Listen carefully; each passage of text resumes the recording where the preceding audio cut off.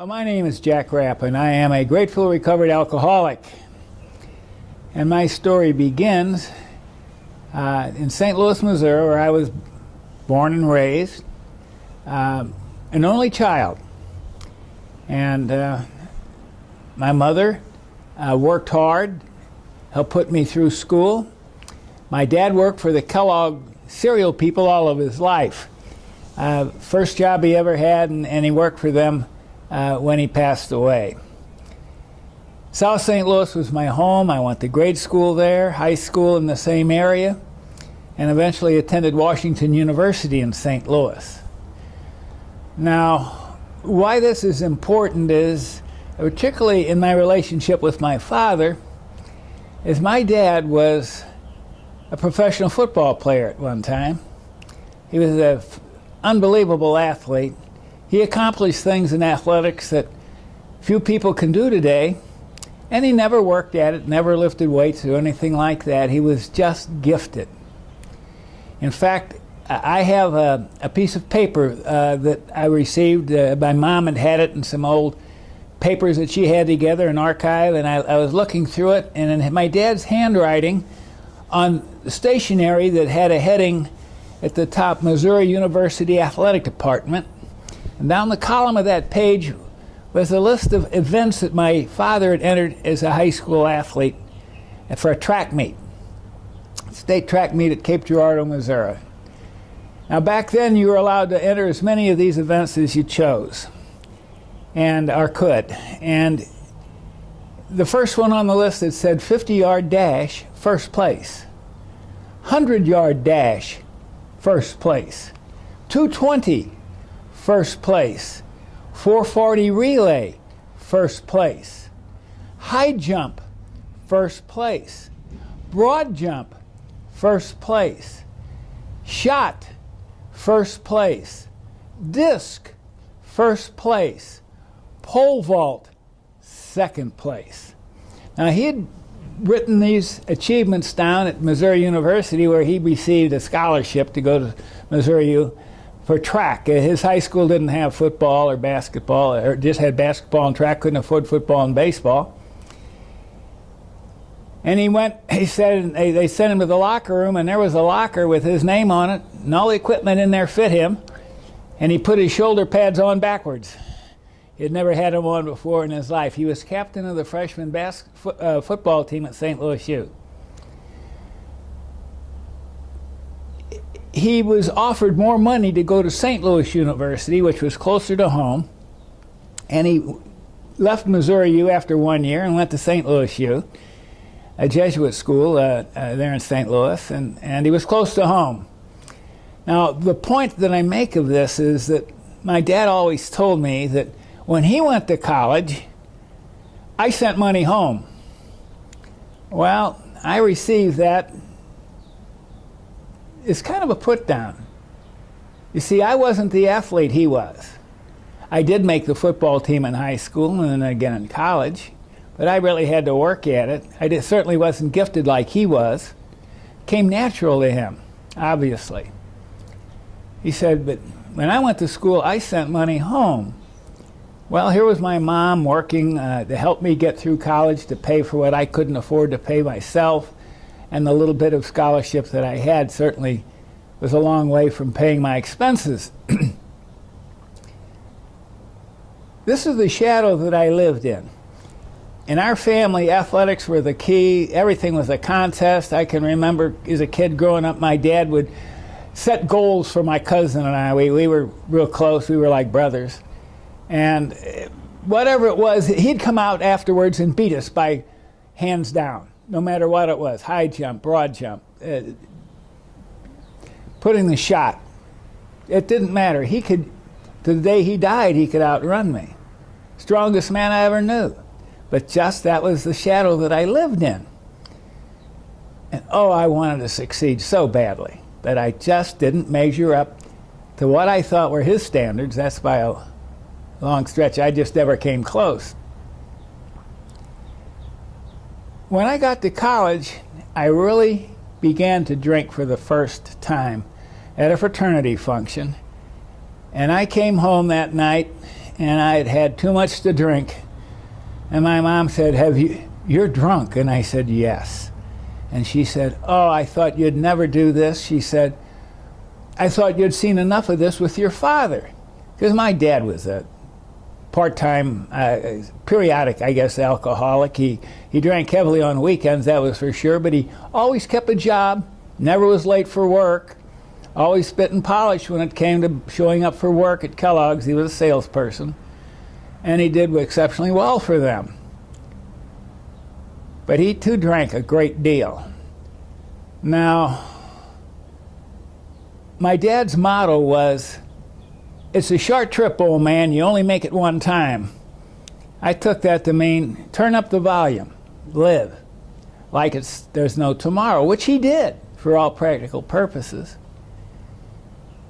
I came home that night after that fraternity outing, and I had found a friend. I found something that worked, and I no longer had those feelings of low self-esteem or couldn't measure up. I found something that fixed all those problems, and boy, it worked real good. Since then, I've come to believe that drugs and alcohol work real good, or we wouldn't use them. And I use them. And anytime I did, they worked just fine. I forgot about who I was and what I was. I became 10 feet tall. I could leap tall buildings with a single bound. That was the new me. And I liked it. I liked the feeling. I liked the escape. I graduated from the university.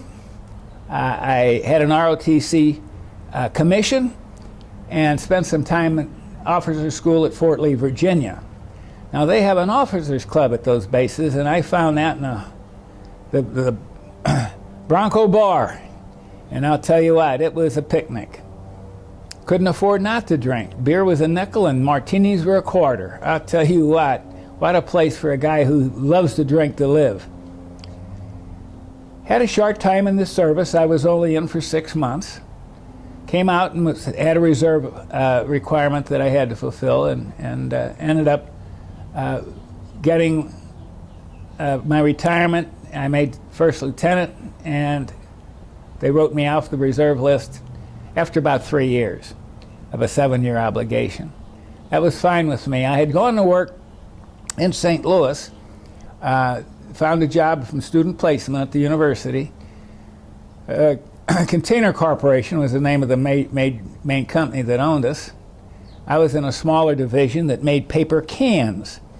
You may remember when Comet Cleanser came in a paper can. We made those.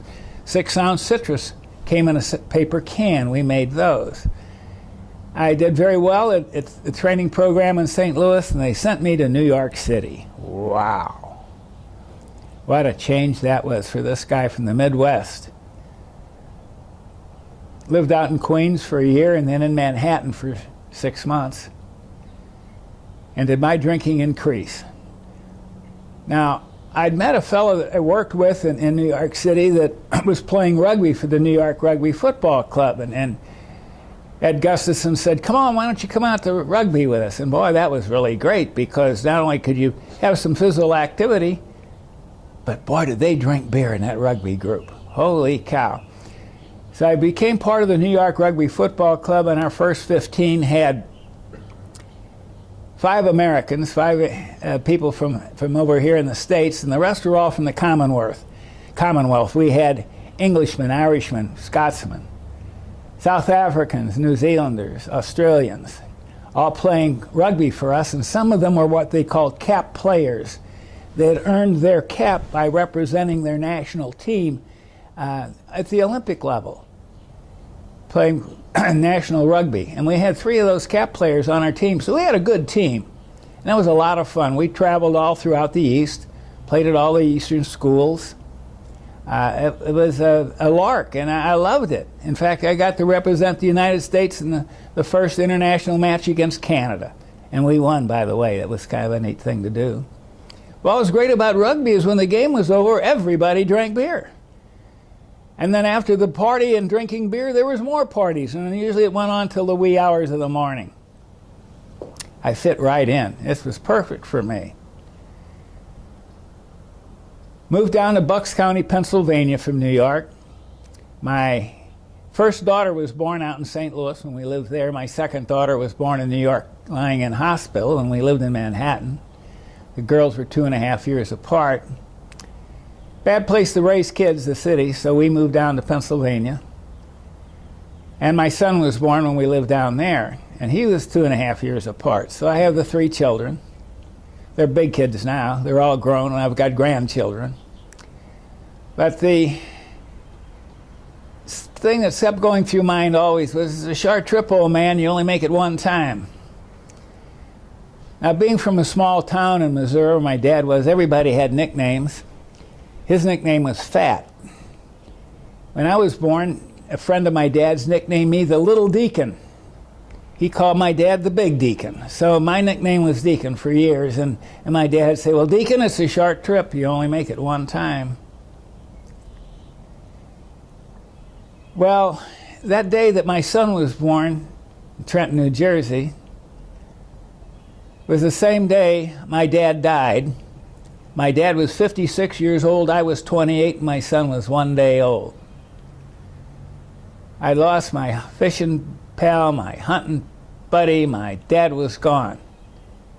But I had a new one. What a burden that put on him. Back then, when women had children, they spent some time in the hospital. My mother had come back east to stay with my girls while my wife was in the hospital. We took her home from the hospital and went to St. Louis and buried my dad. My mom and I did. But when you do the math, I thought, well, maybe now I'll make it till I'm 56, you see. His lifestyle is what took him out so early. There's no question in my mind about that. But remember, it's a short trip. You only make it one time. That summer after he died, I turned up the volume. I used to like to go to Canada fishing. That summer I went to Canada 6 times fishing. And on several of those trips I took fishing rods. Actually, what I did was a little drinking on my fishing trip. It was running is what I was doing. I was escaping. I was getting away from the mother who grandmother, my mother, who had just lost her husband, and a wife who's in a postpartum situation and having to deal with a new infant at home and 2 young ones. And I took off. And my drinking really turned up. The volume turned up after my dad's death. After all, you know, it's a short trip. I eventually was relieved of that job, that position, because of my drinking. And I went to work for another company in New York, owned by the Rockefellers. It was a great company to work for, lots of benefits. And when I was with them, that I decided to move down here to Florida. I resigned that job. I didn't get fired from that one, but I moved to Florida. Bounced around down here doing several things, and a couple of the positions, good jobs I had, I lost because of my drinking.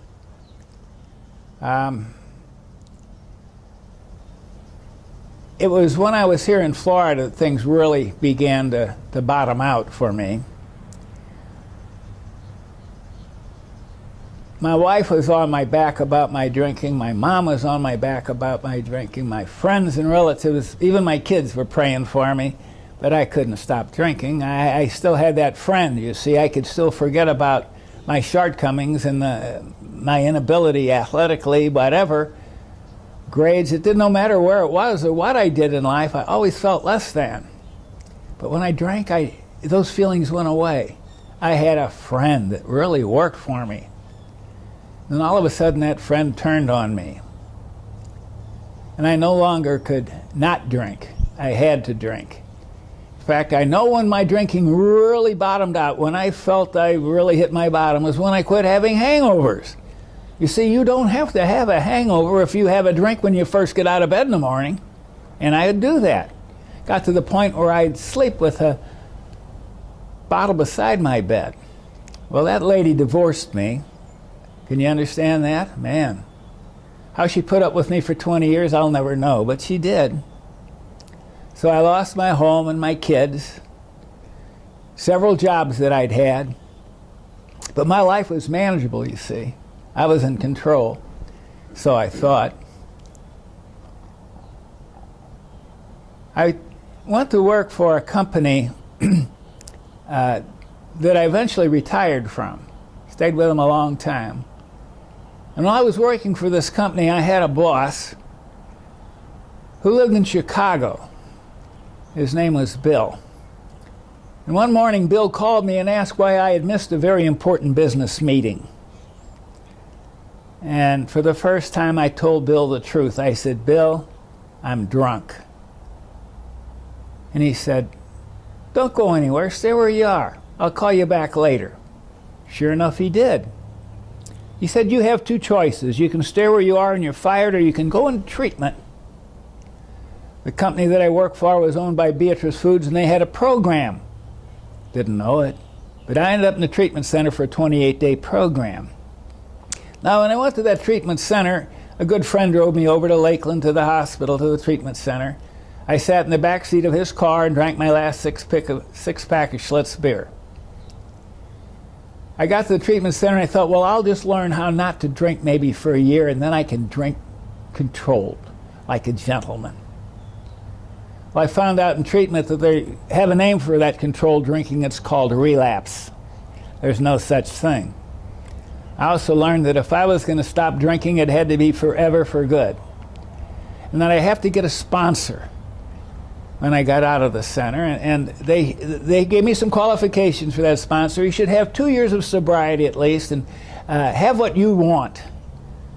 Well, a neighbor of mine had 2 years of sobriety, lovely home, nice house. You see, I'd lost mine, remember. I got divorced, gave all that up. But he still had his. Everything I wanted, a good job. Wow, he was doing great. So I knocked on his door and asked him to be my sponsor, and he said yes. He said, "I bet I'm going to give you some advice." I said, "What's that, Steve?" He said, "Stick with the winners." I didn't know exactly what he meant at the time, but he took me and introduced me to somebody who was the winner. His name was Clarence Snyder, and at the time I met Clarence, who was the oldest living member, sober member, with more years of sobriety than anybody ever before in Alcoholics Anonymous. He had been sober longer than I'd been alive. I was 44 years old at the time. Well, that was the beginning of a whole new life for me. Clarence took me through my steps.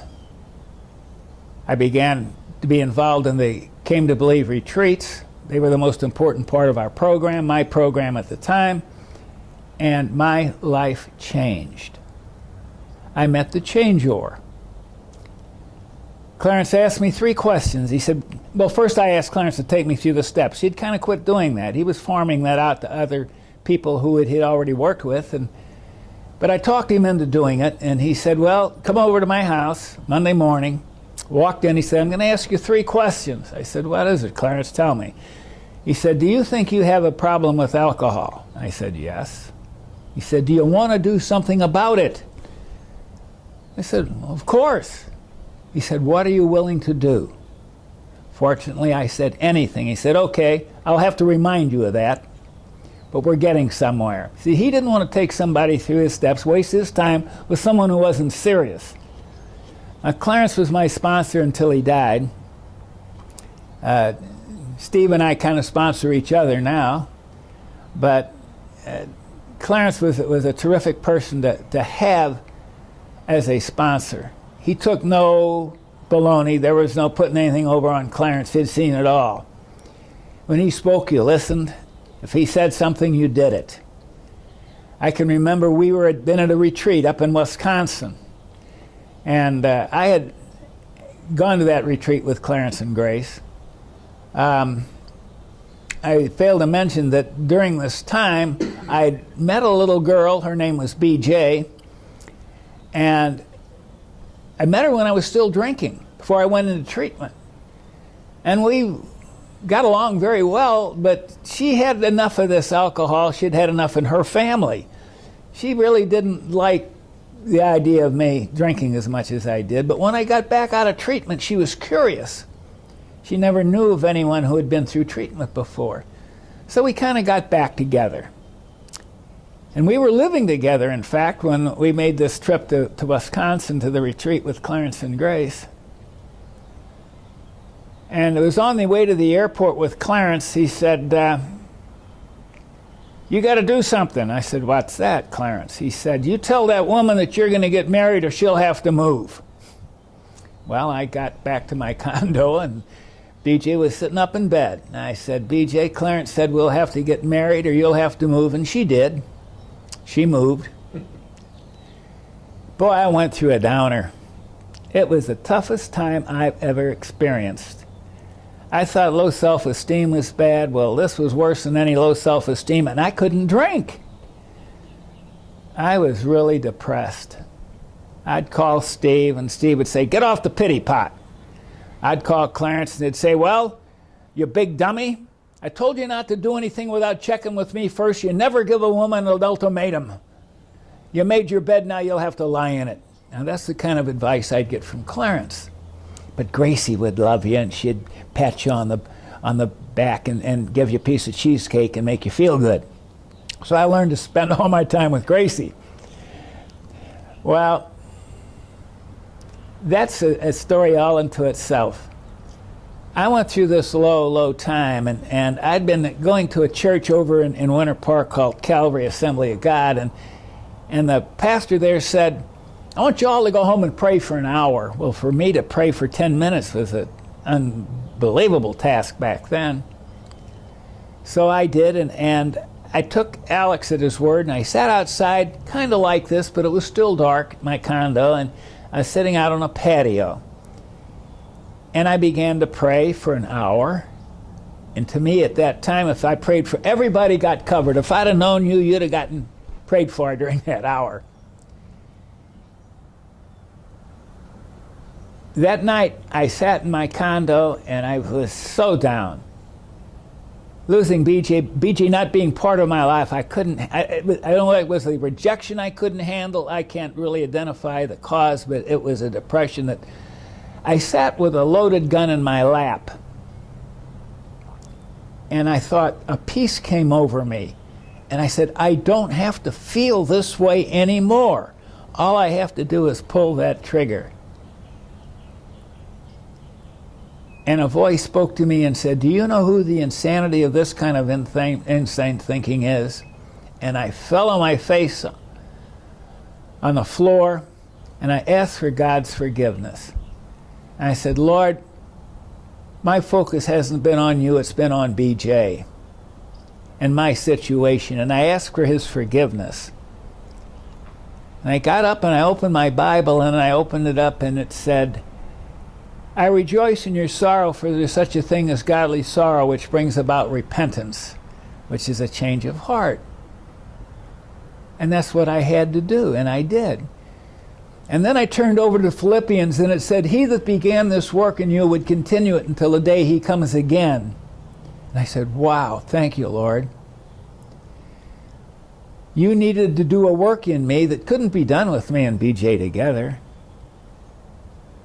But boy, he knew how much she meant to me and how important she was to my life. But you see, that lady, that BJ, was a card-carrying atheist. Had nothing to do with God. Came to retreats just to tolerate me, and she said to look out for her investment, but I don't know about that. Well, here we were apart. The holidays came, Christmas time. It was a dreadful time for me.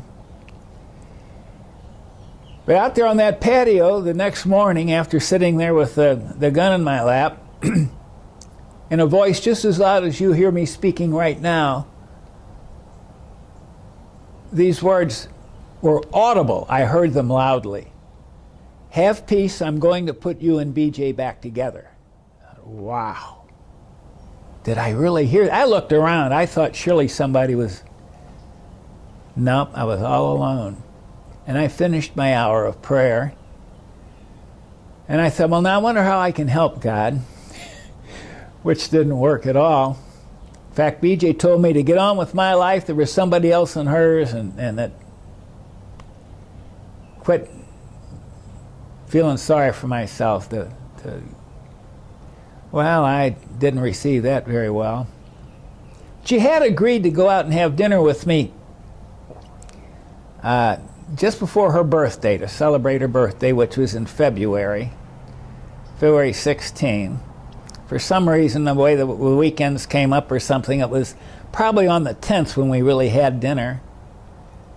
And I noticed there was something different about her.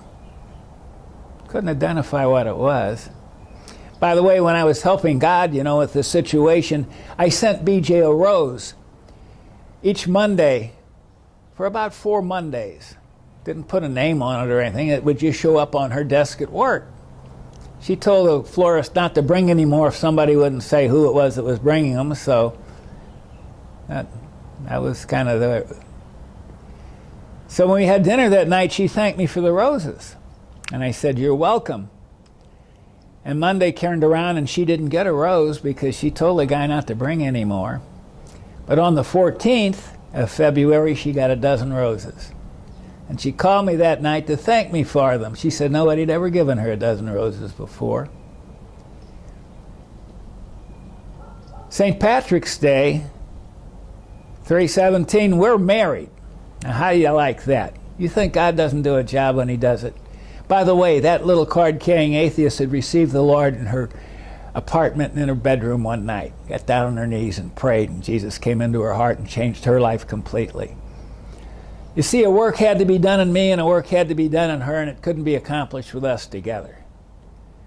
I used to give her little pieces of paper. Here, pray this prayer in your private place, in the trunk of your car. I don't care where you do it. None of that worked.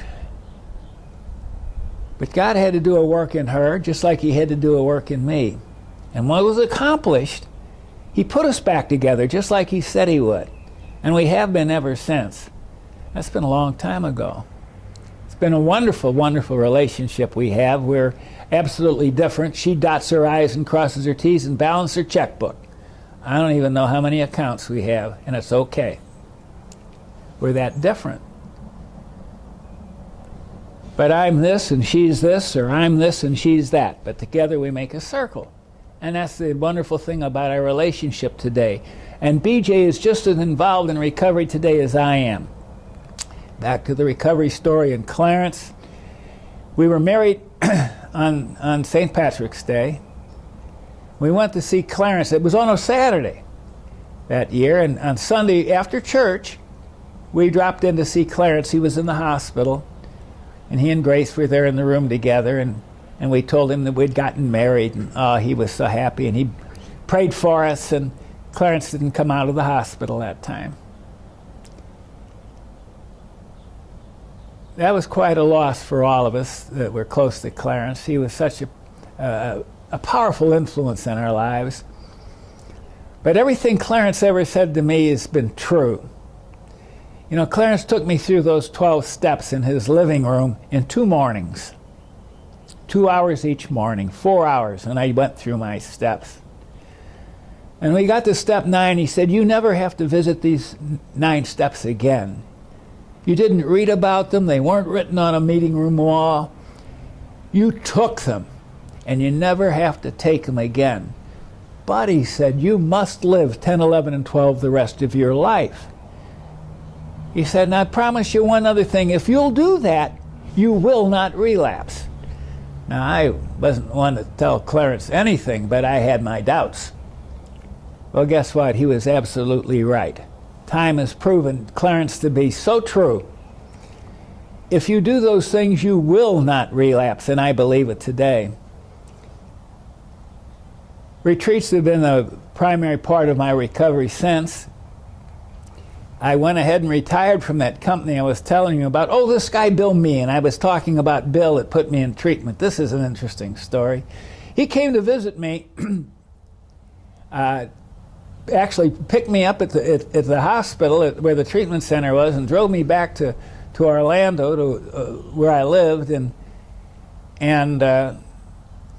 it was my company car, but he had flown in and had the keys, and he came over and picked me up, and I was driving back to Orlando, and I looked over at Bill one time and I said, Bill, how is it when you called me that morning and I told you I was drunk, you didn't fire me? Because if it had been me, I'd have fired me. And Bill said, you had no way of knowing this, but my dad died of alcoholism. My brother sleeps under the bridge in Chicago today, and my mother has a drinking problem. That's the guy God gave me as a boss. Wow. Well, this new bride and I were set up housekeeping, and some of the fellows I worked with were going to make a hunting trip to Colorado. Asked me if I'd come along. Always wanted to. Kind of something, one of those things on my bucket list.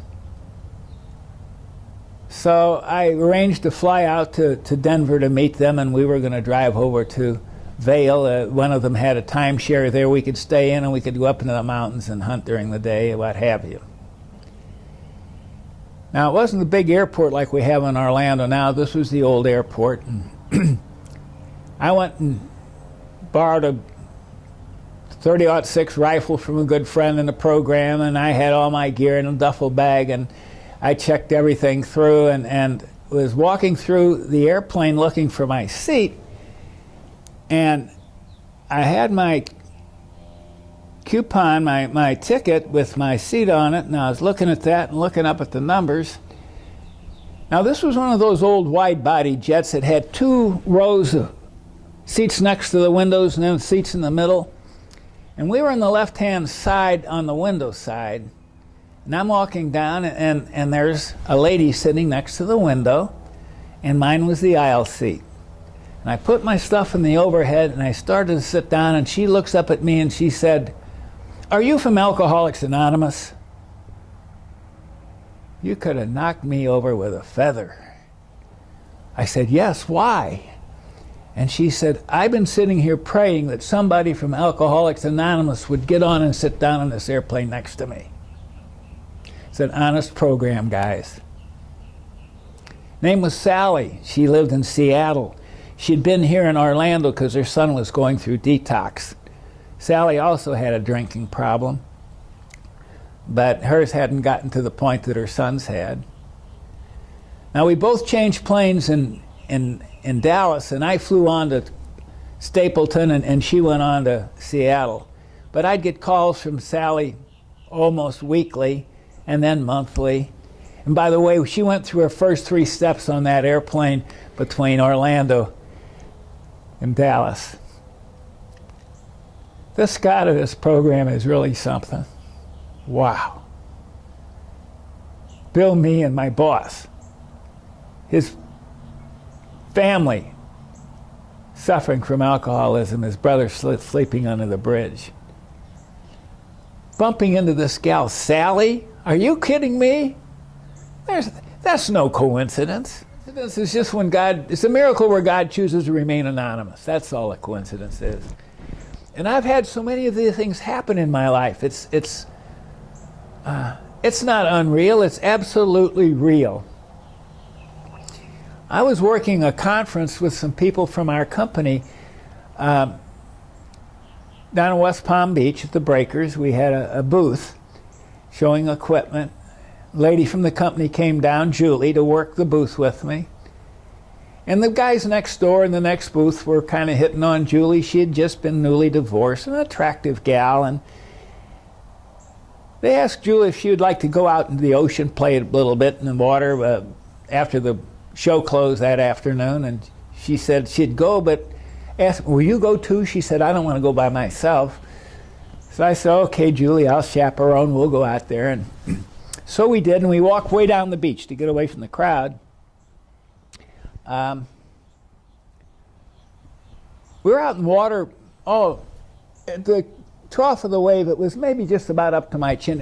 You have to kind of bounce up when the waves came to keep submerging, and I had about all of that water I could take. I've never liked the beach too much. I don't like sand in my underwear. So I saw a nice wave come, and I kicked up into it, and I body surfed into the beach. A lot easier than walking in. Boy, I was going fast too. I've never gone that fast. I'm not a surfer or anything, but I body surfed a few times. And man, I'm flying. And I looked up, and there wasn't any water left in front of me. And I was about 8 feet high in this wave. They're called shore breakers, the kind that just go whoomp and drop a whole bunch of water down on the shore. That's what I was in. And I'd seen on television where these surfers do a forward roll, a somersault to keep from getting skinned up. So I thought, well, I'll try that. But I didn't make it around, and my head hit the bottom, and this wave came crashing down on top of me, and my neck snapped just like that. My first sensation was I was in deep water because I couldn't feel anything, but I opened my eyes, and just right there below my nose was the bottom. Clear water, I could see little shells. And I said, well, I'll stand up and walk out of here, and my legs wouldn't work. And I said, well, I'll pull myself out with my arms, and I couldn't make my arms work, but I could roll my eyes up and I could see my fingers hanging down over my head. And I realized that I was quadriplegic, I couldn't move. You have some serious conversations with God along about that time. And I said, Lord, if this is my time, I'm ready, it's okay. Look forward to seeing you. But I don't want to be quad. But Lord, I am absolutely helpless to help myself. So whatever you have in store, I got to go along with the program. I'd exhale to keep the CO2 from building up in my lungs. That's what makes you want to inhale. That's why people breathe into a brown paper bag or a paper bag when they're having breathing problems. So I kept blowing out the CO2, and finally I said, I think I bought the farm. This is it.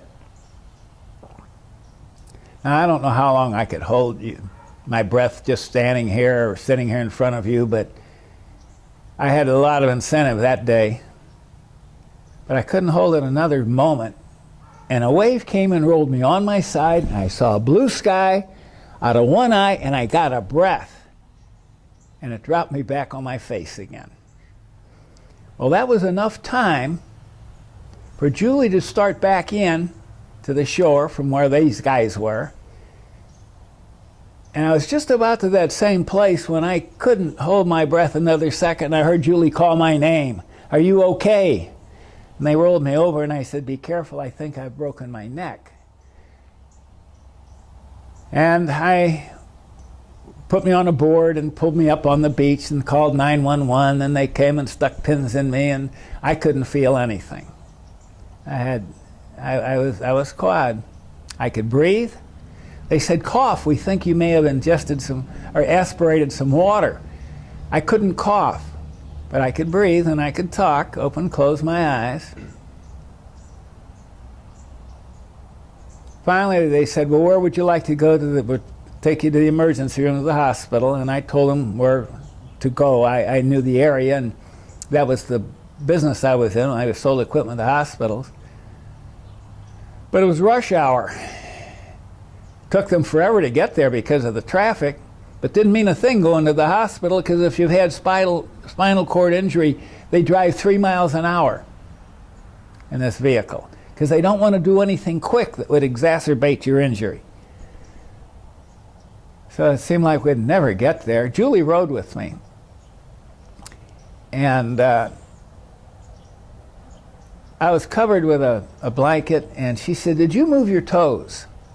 Now, this was probably maybe 2.5 hours after the accident. And I said, I don't think so. Why? She said, well, try to move your toes. And I did. And I could move my toes. And then a few minutes later, I was able to flex my foot up and down. I got dorsiplantar flexion. Now, the guys in the vehicle were talking to the emergency room, and they're giving them this report, giving them my vitals and stuff, and oh, that's a good sign. And then I could bend my knees. And they said, oh, that's terrific. That's really good news. And that was like you plugged me into an outlet, and I got shocks down both arms, and I could move my hands, my arms. Well, he kept me down there in intensive care that night, and I told Julie not to call BJ until we were sure what my situation was going to be, to give her the report, and BJ came down, and I stayed in the hospital 2 days at West Palm. And I was leaving, the neurosurgeon who was attending me said, "You're very fortunate. Most people roll out of here." And I said, "Doc, this had nothing to do with good fortune." I said, "God's not finished with me yet." Oh, he said, "Whatever." Well, I came back up here, and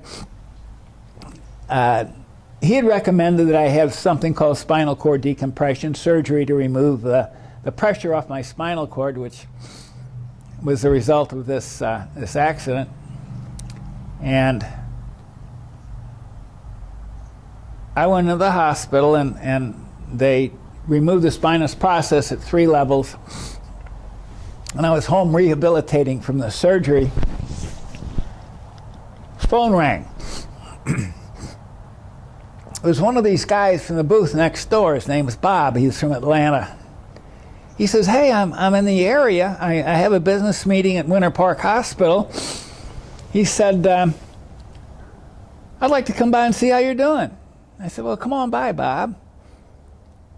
So he stopped off here at the house, and he said, "Well, I got to run now. My appointment's in 1 hour. I have to get down to the hospital." And I said, "Great." And he went to his meeting, and about an hour or less later, he called again. I said, "What's up, Bob?" He said, "My appointment's not until next week." I said, "You're kidding." He said, "No, I'm here a week early, but can I come by the house?" I said, "Well, sure." I'm kind of scratching my head. He walks in, he sits down on the couch, and I said, "Bob, what's going on?" He said, "I want to know Jesus like you do." Wow. When I got into treatment and born again, and the Bible says, "Let your light shine." Well, my light was a laser. BJ said, "You've got to back off a little bit." Well, here I was. I couldn't shine my light anywhere. I'm rehabilitating at home, and God sends this guy from Atlanta who wants to know Jesus. And that happened over and over and over during that time. People at the hospital, the same thing. The guy in the next bed, the same thing. God is so good. Well, this is kind of how my life has been. We've been involved in a lot of retreats. Oh, another miracle story. One of our retreat shepherds from Salt Lake and I were going to a retreat in Colorado Springs, and he met me at the airport in Denver, and we were driving down, and we'd gotten off the main road onto a dirt road, actually, or not dirt road, but gravel road, and we're at about 6,000 feet, and we're coming down this mountain, and out in front of us we could see a trailer, a stock trailer, horse trailer, and we pulled up alongside of it, and I put the window down, John was driving, and you could smell the brakes burning on this pickup truck. Now, we'd never driven that way before. We had gotten lost. We made there was a Y in the road, and John said, "Which one should we take?" I said, "The one to the left." He said, "Okay, we'll go to the left." This kind of a trip. And these gals were white. They were so scared driving this pickup truck with 2 horses in the back. Their brakes were shot, and they're going down the mountain. They'd gone another quarter of the mile. They're over the edge. John gets out and goes over and says, "Now, I want you to do what I tell you. I'm going to put this thing in low 4. I don't want you to take it out of gear, and just let the engine brake, and you follow us down the mountain." And they made it just fine. We had never intended to take that road. Our plans were to go in an entirely different direction. Is that a coincidence? Come on. Can't be. One of the greatest things in my life today is the ability to see God's hand in our lives daily. And it's not in big things, it's in little things. And you say, wow, you just did it again, didn't you? To realize that he loves us so much that he cares about he knows every hair on my head. Not a sparrow falls from the sky he doesn't know. And yet we're reluctant to let him manage our will in our lives. Wow, what does it take? The greatest gift I've got today is 20/20 hindsight to say, wow, you just did it again. And that's kind of what my life has been like. Involved in Came to Believe retreats now after Clarence's death. Steve and I have taken over, each have a retreat. I do one in the spring, he does one in the fall. We travel all over, attending retreats now here in the United States and help get the retreats started. It's really been a wonderful experience. But it all started with that old guy Clarence in his living room when he said, I'm going to ask you 3 questions. Do you think you have a problem with alcohol? Do you want to do something about it, and what are you willing to do? I got him right. Now, I told you the story about this guy that said he sent money home when he was going to school. The one that said, it's a short trip, old man, you only make it one time. I was at home here in Tangerine, where we live now. One morning the phone rang. It was my cousin, that guy that I grew up with. That we used to compete in athletics every turn of the event. That's all we did was compete. My wife answers the phone, and I heard her say, yes, you should tell him. And she hands me the phone. And my cousin says, Deacon, are you sitting down? And I said, no, but I will. I said, okay, I'm sitting down. He said, do you know you have a sister? A stepsister? A half-sister? I said, no. Well, you do. Her name's Dorothy. I said, you're kidding me. He said, no, the family's known about it all these years. Dorothy was 8 years my senior. My dad met Dorothy's mother in high school. Dorothy was born. My dad had denied, but the judge said, nope, here's you're going to have to send child support for Dorothy until she's a certain age.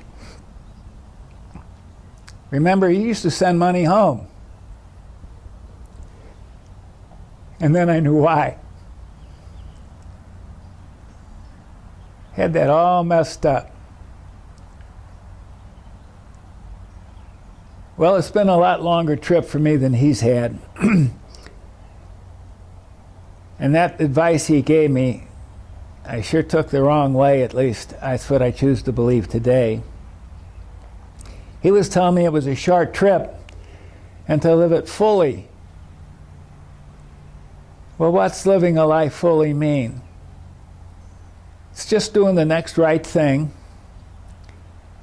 being of maximum service to God and the people about you. That's what it says in the book.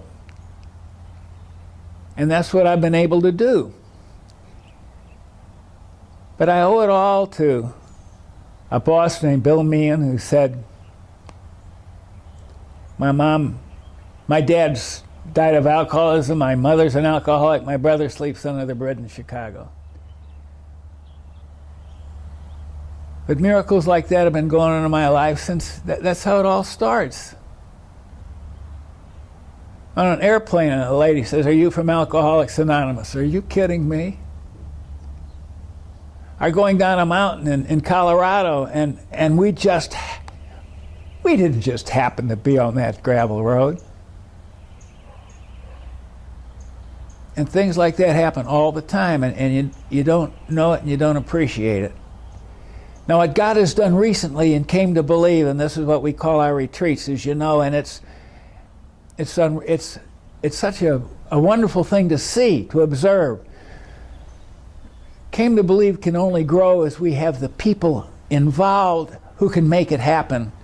And all of a sudden, they're just showing up. We're so blessed to have young people who have a lot to offer, skills beyond, who want to take charge and run with this ball. What a blessing that is to know that Came to Believe is going to survive. And it's going to be in better hands than it's ever been. And it's going to be so much more than we ever envisioned. I heard this morning that Nathan said, well, you've been growing by addition. It's time for Came to Believe to grow by multiplication. And that's what's happening. Wow. The potential for Came to Believe is unreal. It's sure a lot bigger than my box. Well, thank you for your time.